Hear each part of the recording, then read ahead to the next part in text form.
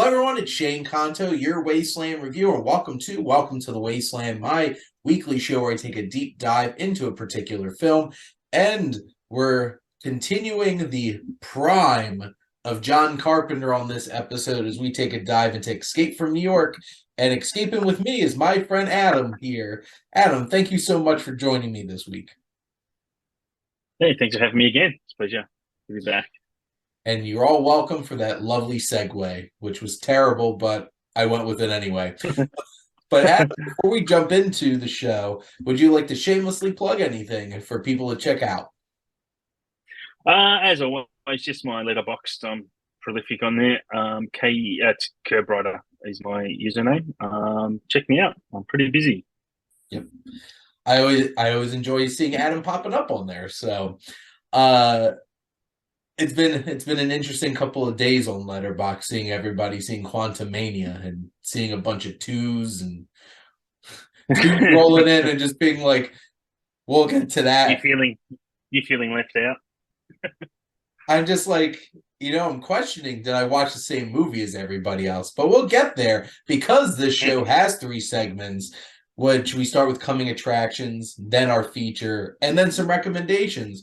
I might be tipping the hat on what I might be recommending.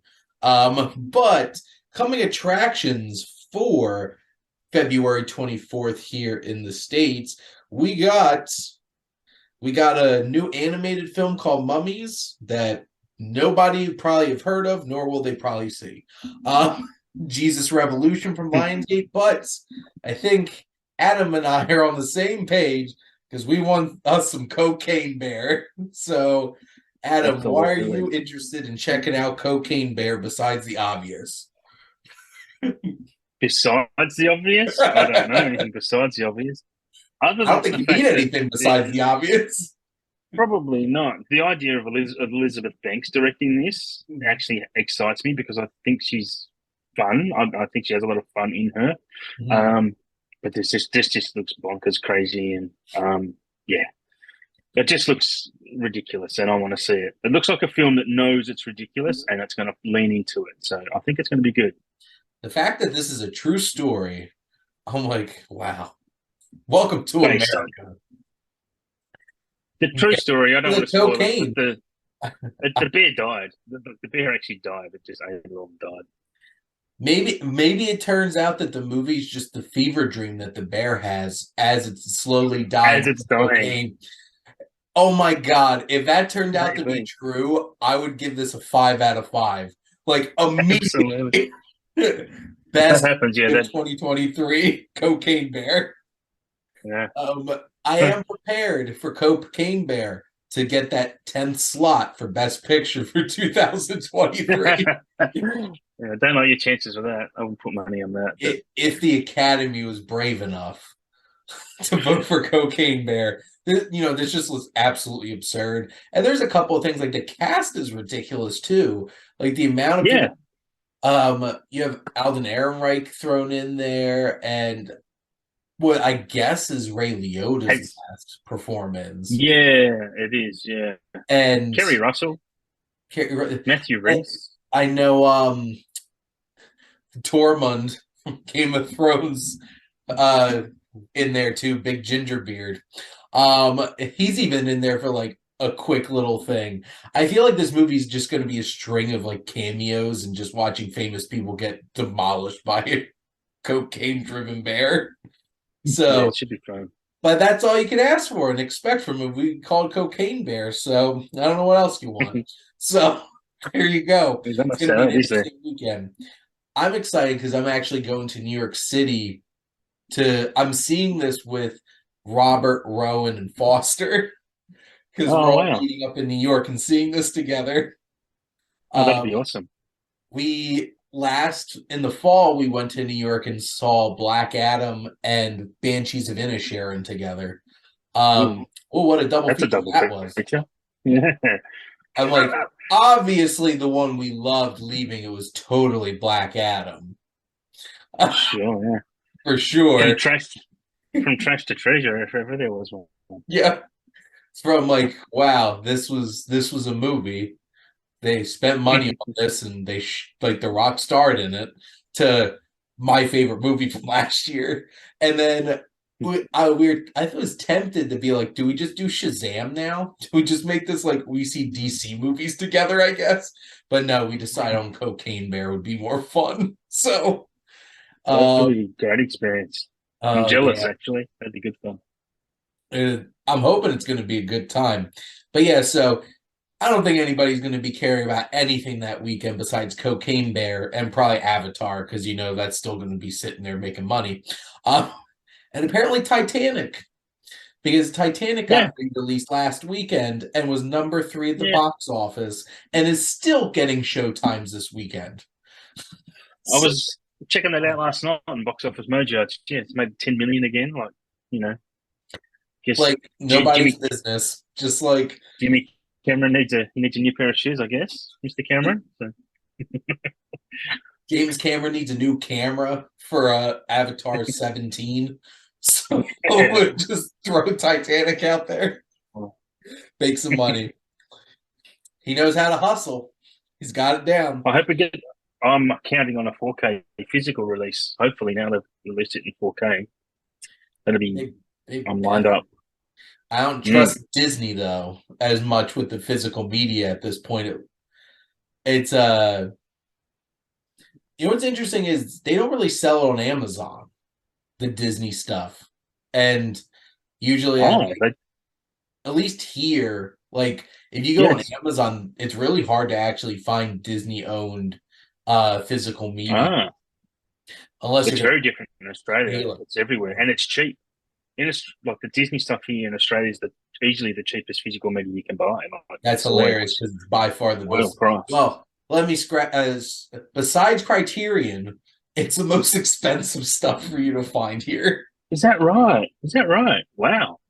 Well, because Disney, like, look at all these stupid Americans. They'll pay like $30 for nostalgia. We should do a mail swap. I'll send you some 4Ks from Disney, and you send me some 4K Criterions.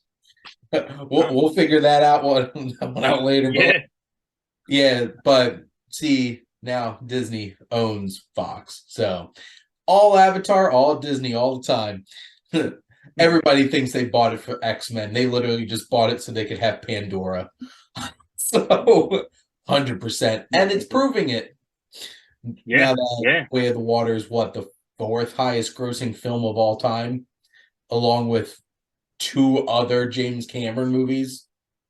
I'm actually kind of amazed that it got there. I mean, I'm not surprised, but I'm amazed. It's a weird feeling because I thought it would bomb, but it's got such legs because it had no competition though. I don't know. No, and prove me wrong, like badly. Prove me wrong.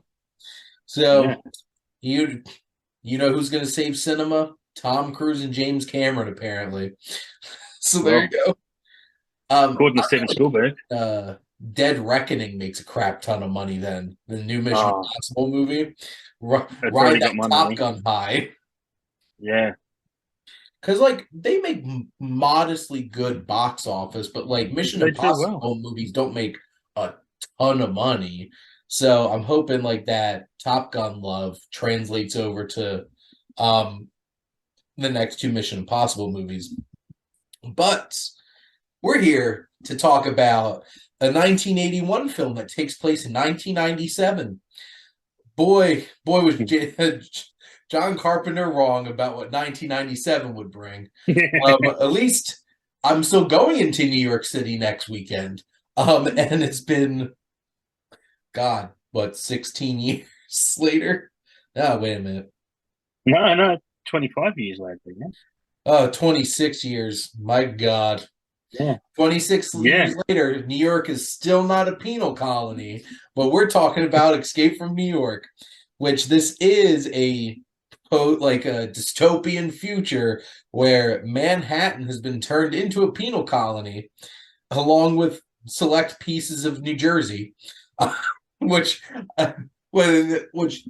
fun fact, Jamie Lee Curtis is the narrator at the beginning. Oh.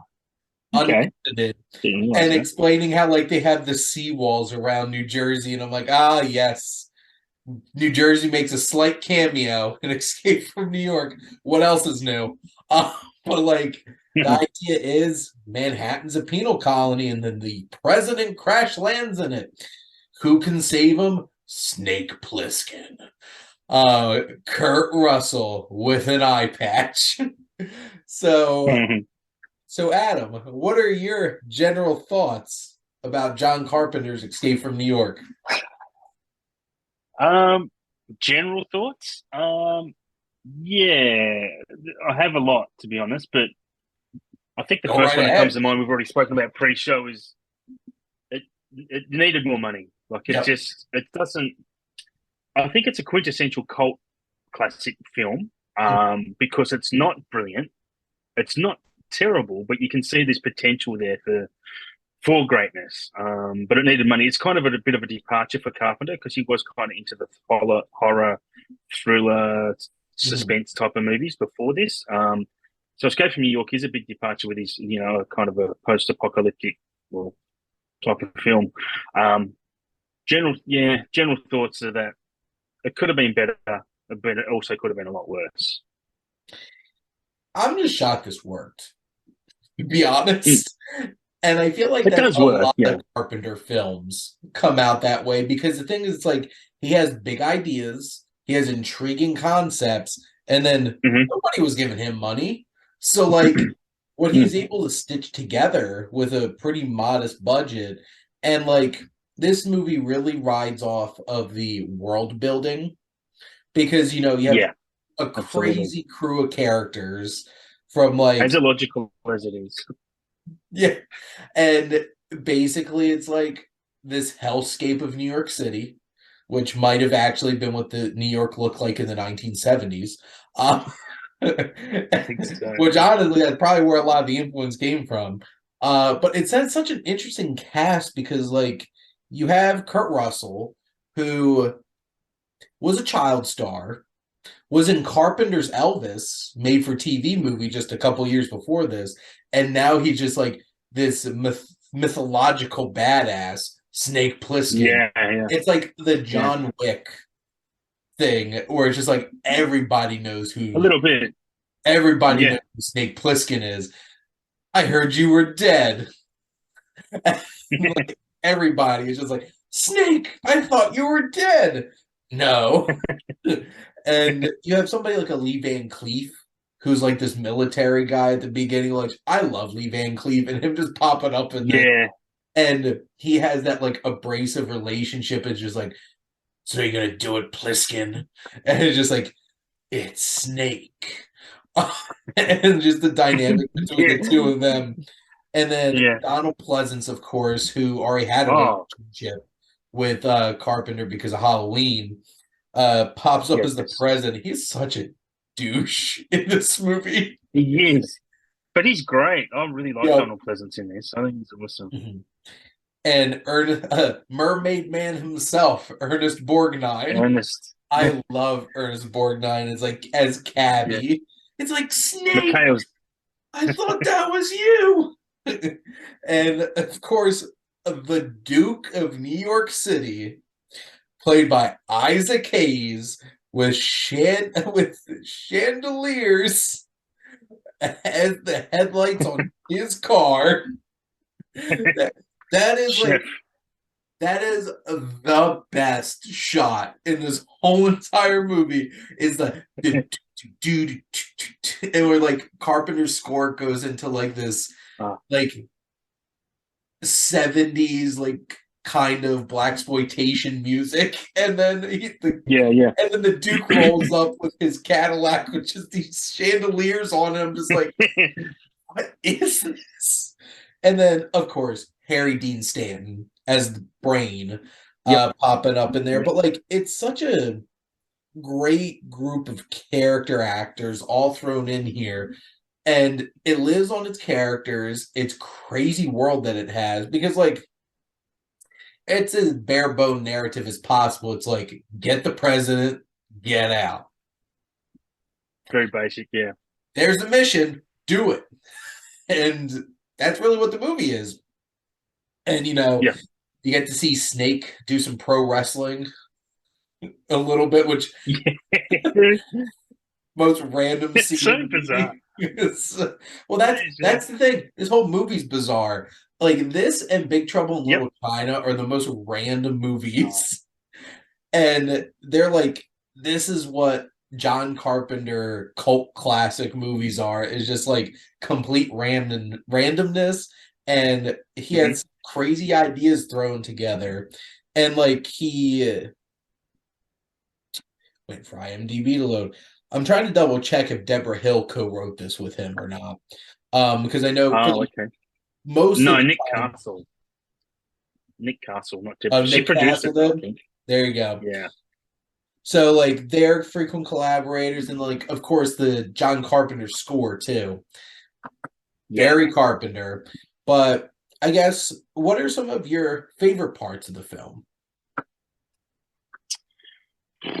Well, you kind of mentioned the world building. I do like that. I mean, it is completely illogical. There's no way on earth that they would close off They would choose Manhattan as the prison. That's where America makes all its money. So, geez, my favorite parts of the film.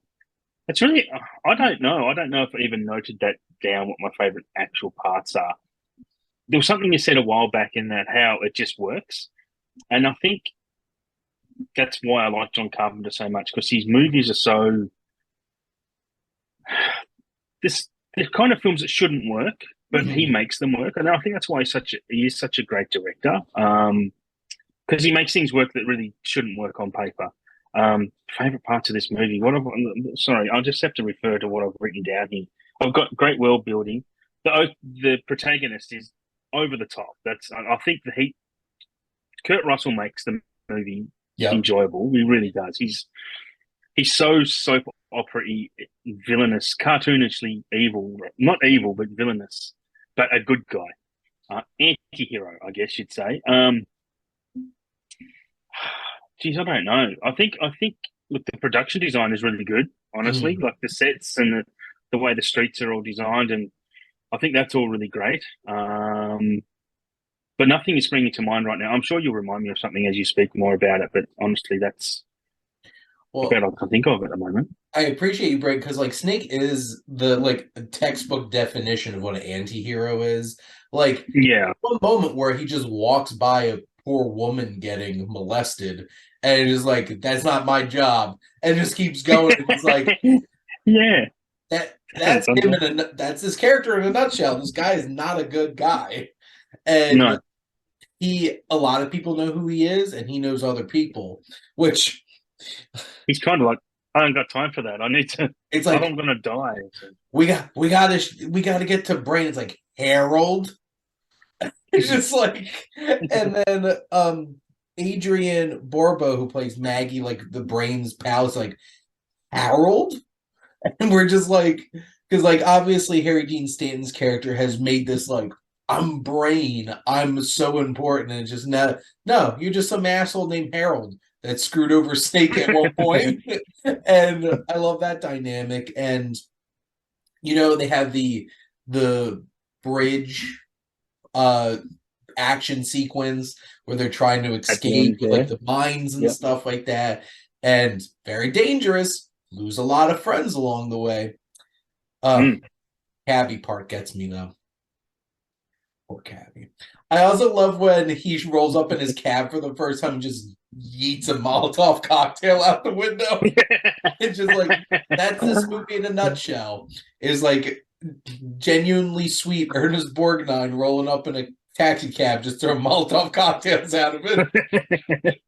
Um, and oh my god, the whole final confrontation with the Duke and Donald Pleasant, just like, you're the Duke, Yeah, you're the Duke. It's just so absurd. he's really Everybody, shit. like, Yeah, yeah. it's either everybody's overacting like crazy, or Hmm. how hard can you act tough?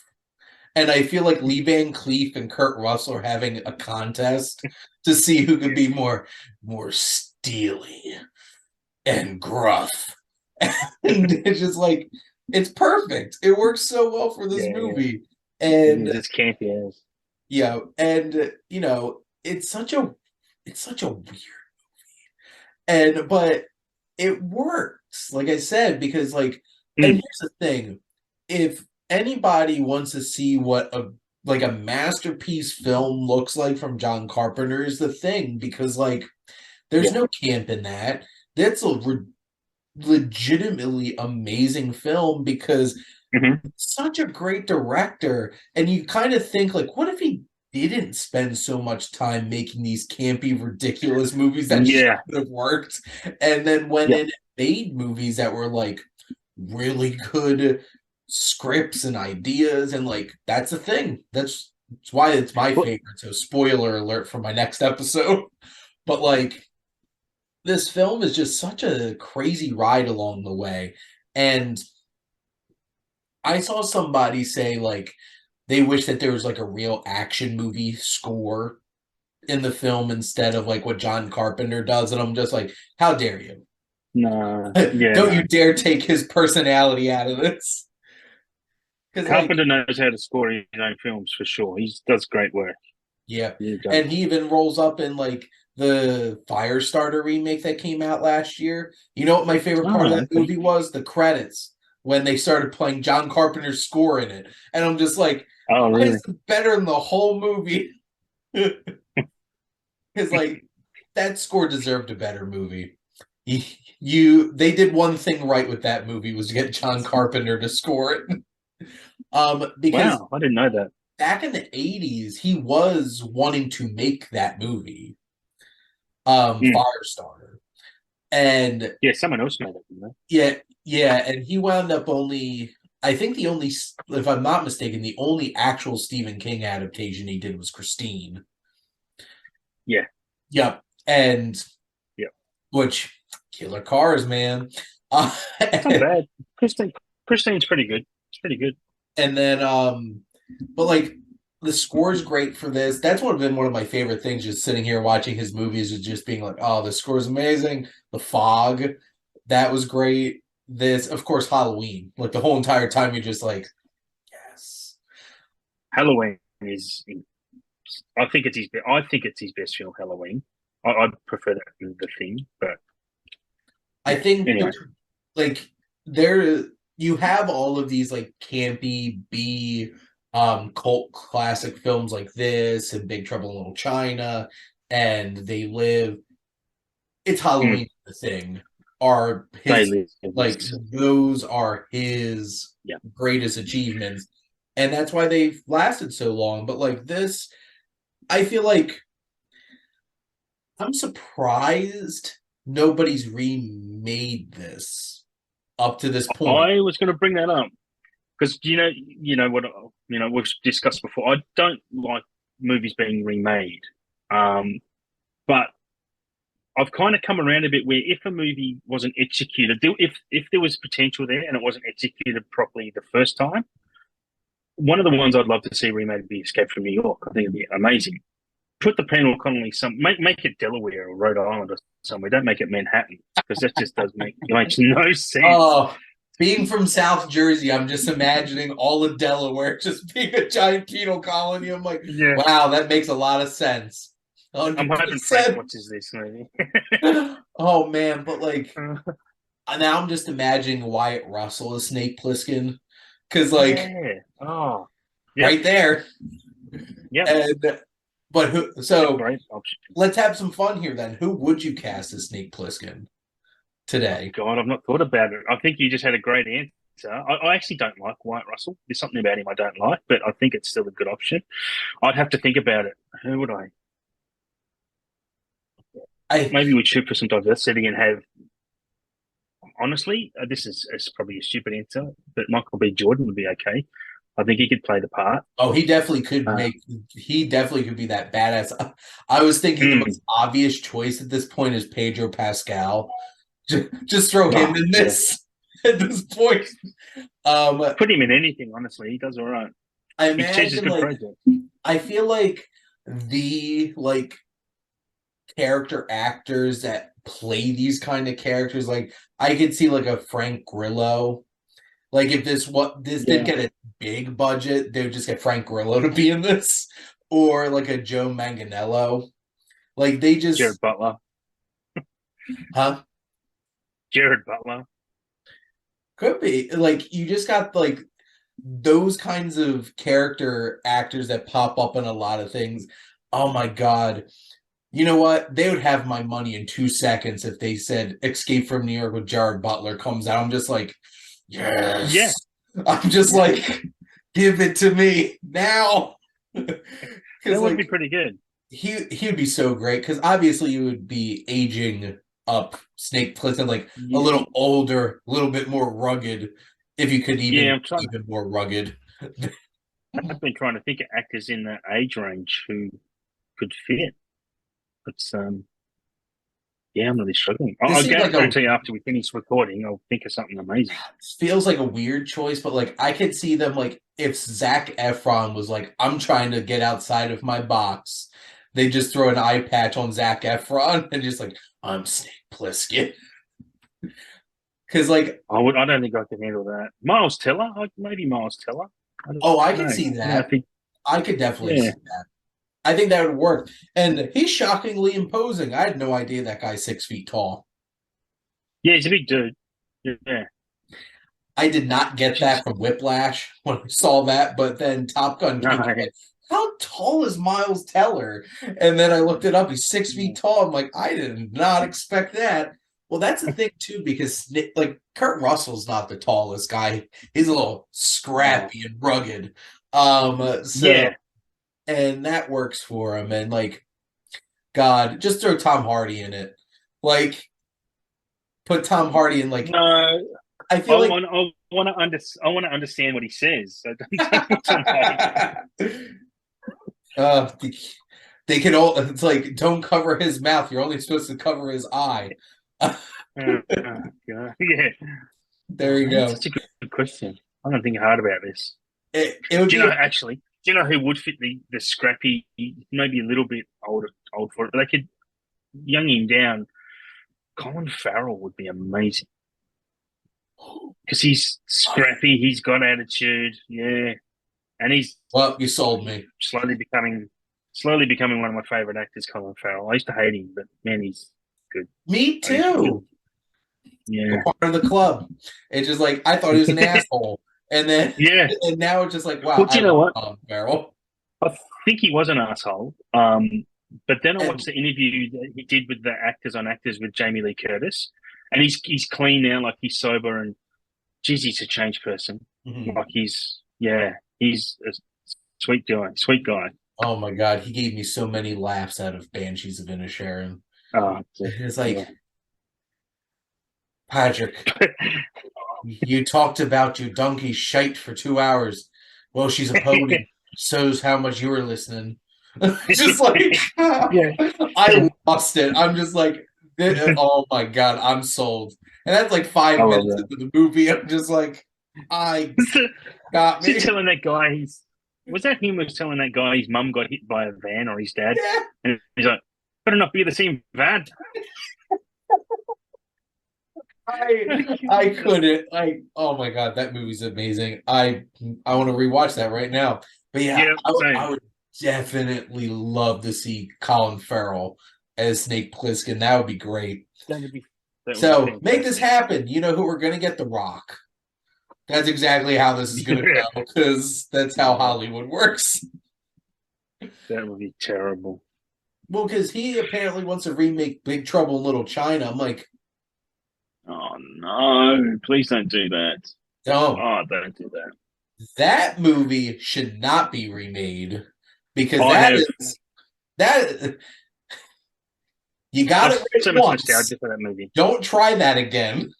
Because like No, that movie, and obviously I'll talk about it in my episode for like that's a fine line of like yeah, balancing it some is. things there. Yeah, that would be that could have been like one of the worst movies in history, Yep. and it carries so much nostalgia value for me. Big Trouble in Little China, like Well, and it's I was so really young when I saw that. subversive in its humor about things that I Mhm. feel like most people will just see the surface level and then not get the point of it. Yeah, Ruin. yeah.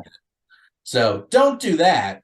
Because no, the whole entire like Jack Burton's not supposed to be the Rock. It's not the whole. It's the whole entire point of Jack Burton. He's an idiot. Yeah, yeah. Unless The Rock goes out there and is a giant doofus and gets beat up the whole entire time, which you know he's not. No, That's he not wouldn't gonna let that happen. happen. Wouldn't go in. It would be written into his contract.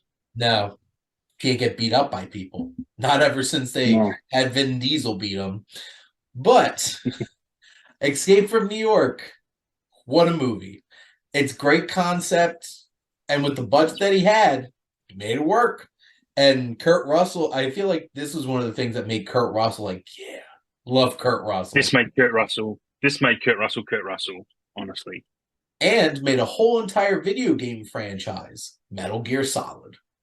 Because that's 100% where they got Solid Snake from. Because there cannot possibly be a coincidence. Mm-hmm. And if somebody tells me it is, I don't believe them. That video game character is 100% Snake Plissken, and you can't convince me otherwise. But I wouldn't know. Sounds fair. Which we'll be having some more fun over the next couple weeks with some peak Carpenter as well. I know next week I'm going to be doing The Thing, which is a bit of change of pace because not a whole lot of fun in The Thing. That's an intense 2-hour movie, except Really Kurt is. Russell delivering one of the best comeback lines in the history of cinema. Oh my God. And here's a little tease for you. A giant thing screaming. I was like, well, F you too. Just shoves the palm at him, just like, yes, that is perfection. Chef's kiss. That's why you get Kurt Russell. Now, time for some recommendations, which we each have one recommendation, which, oh, I love Adams. What's your recommendation for everybody? Yeah, well, I know we both love this show. On Apple TV Plus is Shrinking with Jason Segel and, more importantly, Harrison Ford you've never seen before. Yep. It's only 5 episodes in, I believe. I think there's 10 in total. Yep. But it's honestly, it's worth at least a 1 month subscription alone if you don't have Apple TV already, just to see Harrison Ford playing this elderly. I wouldn't even say he's cantankerous. He's actually a nice old man, to be honest, but struggling with disease, with Parkinson's. But it's just not a Harrison Ford you knew Harrison Ford could be, honestly. There's a great scene in the last episode where he's singing a Sugar Ray song, which will just have you in stitches. It's fantastic. It's one of the greatest things I've seen this year, and probably will remain that high, actually. Yeah, it's hard to speak highly enough of it. It's just a really fantastic show about guys. What is it? 3 people in a psychiatric firm, I guess you'd call it. And Jason Segel is the central character who's lost his wife and raising a daughter alone, and really getting involved in his patients' lives more than a psychiatrist probably should. So, and he has a interesting next door neighbor who you'd probably recognize from the Drew Carey show, Krista Miller. It's got a really good cast. Well, it's just a really great show. Already putting predictions on Harrison Ford getting at least a nomination for an Emmy. He's that good. Apple TV just seemed to do really good work for the most part. Yeah. Well, and this is created by Brett Goldstein and Bill Lawrence from Ted Lasso. So, like, yeah. And then Jason Segel's involved in the writing of it too, which makes 100% sense because like all of his dialogue and everything just feels so genuine Jason Segel. And it's very Jason Segel. Yeah. And this is directed by James Ponsel, who did The End of the Tour, which I think is Jason Segel's best work as like an actor, where he plays David Foster Wallace, the author. Okay. And it makes me really happy seeing Jason Segel back acting because like he disappeared there for a while. Yeah. There was like 6 years where he didn't act. And after I saw The End of the Tour, I'm like, this guy could actually act. And I want to see more of this. And he's back doing this. Like, he's obviously funny in this show. And I'm convinced he's kind of a Muppet in this. He's definitely channeling that energy. But like, just this cast is amazing. It's so great. And it's processing a lot of things. Like, he's a grief-stricken man who's trying to piece his life back together and reconnect with his daughter. And yes, he does a lot of unethical things as a therapist, but uh, but if he does something stupid, Harrison Ford's going to put him in his place, and that's some of the best stuff in this show. It really is. Yeah. Absolutely. And now, time for me to defend something that's getting a lot of hate recently, which is Ant-Man and the Wasp: Quantumania. I had a blast with this. Is it the best Marvel movie? No. There's definitely some writing issues with it. Like some of the dialogue is very clunky, and you know they could have done more with a lot of the characters in it. But like this is one of the weirdest, craziest Marvel movies up to this point, with like the whole world building of the quantum realm, and the climactic battle in this movie is so unexpected, and I'm not shocked that a writer from Rick and Morty wrote this movie. Uh, Oh, is that right?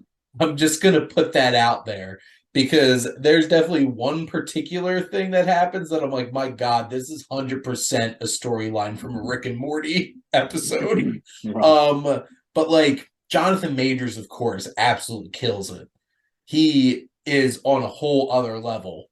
And of course, Paul Rudd's Paul Rudd. Love Paul Rudd. Yeah. And Yeah. you have Michelle Pfeiffer, you have Evangeline Lilly and Michael Douglas. Um, Bill Murray for like a couple minutes. So don't expect a whole lot of him in this movie. And probably the most controversial part of this movie is probably what they did with MODOK. But I thought Oh. it is. I was thoroughly entertained with what they did with that character. And because here's the thing, it's a floating head. Like MODOK's a strange character from the start, and what they do with that character in this movie is very strange. I know a lot of people are very uncomfortable about like what MODOK looks like in this movie because like Oh, it really? is just a giant Corey Stoll head, and it is kind of unnerving to look at, but also it's a giant floating head. So like it's supposed to look weird and unsettling. So like I don't know what people want. One of my favorite things leading up to the movie was like people complaining about MODOK having a mask and looking like a robot. It's like, that's not what MODOK's supposed to look like. And then the trailer came out and they actually showed the giant floating head, and they're like, well, that just looks weird. And it's just like, what do you want, people? Yeah. It's They like it's the should put most Sonic teeth on it. it's like the most uncomfortably comic book accurate MODOK you could possibly get, because like you might think that you want comic book accurate characters and things until you see what MODOK looks like comic book accurate in live action, and then you're just like, this is gonna haunt my dreams a little bit. That's okay. But like honestly, Corey Stoll has so much fun in this movie. You could tell. Okay. And I'm sure he was really excited to come back for it. But like I just had fun with this. It's not top tier Marvel movies, and I like could they have started off phase 5 with a bigger bang? Probably. But like it still got me excited, and the two after the credit scenes, there's something else. So just to warn Okay. people, they don't do the whole give you a substantive after the credit scene and then some BS gag. Both of them actually tease stuff. So be prepared to actually sit until the end of the credits, because I know this made me sad. So many people complained about Multiverse of Madness because they're like, I waited for Bruce Campbell just yelling at the screen to be like, it's over. I laughed so hard when that happened in the theater.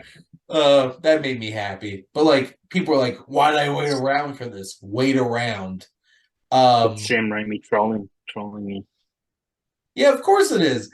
It wasn't quite on the trolling level as Spider-Man Homecoming, when you sit through the whole entire thing and then Cap shows up at the end. He's just like, patience. And it's just like, wow. That made me laugh too, sitting in the theater. But yeah, That's how you alienate your fans, I think. I think the biggest thing is manage your expectations going into Quantumania, and then you could have some fun with it. I had fun with it. I got to see it. I got lucky. I got invited to a press screening on Wednesday, and I got to see it early, and which I was worried because at the end of the movie, the the applause the movie got was like, Oh, really? and I'm like, oh no, because like I don't clap at movies. I don't cheer at movies. I'm like, there's nobody here to hear me. So like I don't do that in general, but like I know a lot of people do. Yeah, there wasn't a whole lot of clapping or cheering at the end of the movie. I'm like, oh, am I It's a the big, only enjoying it's a big this? cultural difference. It's a big cultural difference between America and Australia. We don't. There's no hooting and hollering in movies at all. Like you just sit down, shut up, and then you walk out. That's it. I'd fit right Which is great. Yeah, it's in. great. It's the best Oh way my to do it. god, I had a whole entire conversation on SiftPop about that. I'm that grumpy old man who's just like, shut up, I'm trying to watch the movie. Yeah, it's like I paid. You other people have paid to come and watch it. Have some respect and shut your mouth. It's not like you can sit there and pause it like you're at home and listen to someone. Like, you paid to watch a That's the movie. line of dialogue because all of you Yeah, are acting like a bunch of a-holes. exactly.